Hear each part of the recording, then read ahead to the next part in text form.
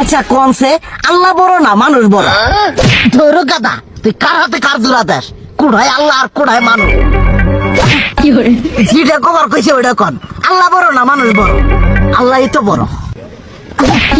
আল্লাহ বড়, তাহলে আল্লাহর কথা না হইলে মানুষের কথা শুনেন কে? কি কইতাছস? কি আর আল্লাহর কথা মানে না মানুষের কথা মানে? হ্যাঁ, কি আর মানুষের কথা শুনেন তাই না? আমনে যে ওই দিনকে ডায়াবেটিসের রোগ নিয়ে যে হাসপাতালে গেলেন, ডাক্তার আপনার কত কিছু খাবার না করলো, সব কিছু না খাই এখন চলতেছেন।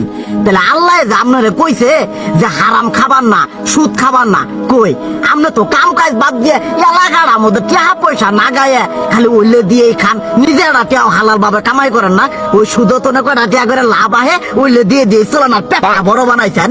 শুনেন একটা কথা কই, হারামের কোনোদিন আরাম নাই।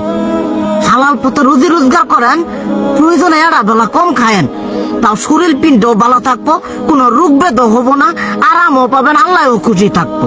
তুই আমার এইভাবে বুঝাবি আগে কইলি না কে? আসলে এই বিষয়টা তো আমি কখনো মাথায় এইভাবে নিইনি যে আমাদের কখনো ডাক্তার নিষেধ করলে ঠিকই আমরা নিষেধ মানি, কিন্তু উপর আল্লাহ যে কত কিছু নিষেধ করে দিয়ে সেটা মানি না। আর এই যে হারাম পথে টিয়া পয়সা কামাই করতেছেন, শরীরের মধ্যে দুনিয়া রোগ ব্যাত হয়েছে, দেখা যাইতেছে যা টিয়া হারাম পথে কামাই করতেছেন তার তো বেশি টিয়া মনে করেন জ্বলে যাইতেছে গা বেশি।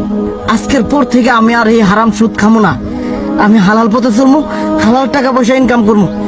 এতে করে যদি একবেলা কমও খাইতে হয় তবুও খামো, তবু আমি আর এই হারাম পথে চলবো না। আচ্ছা ঠিক আছে।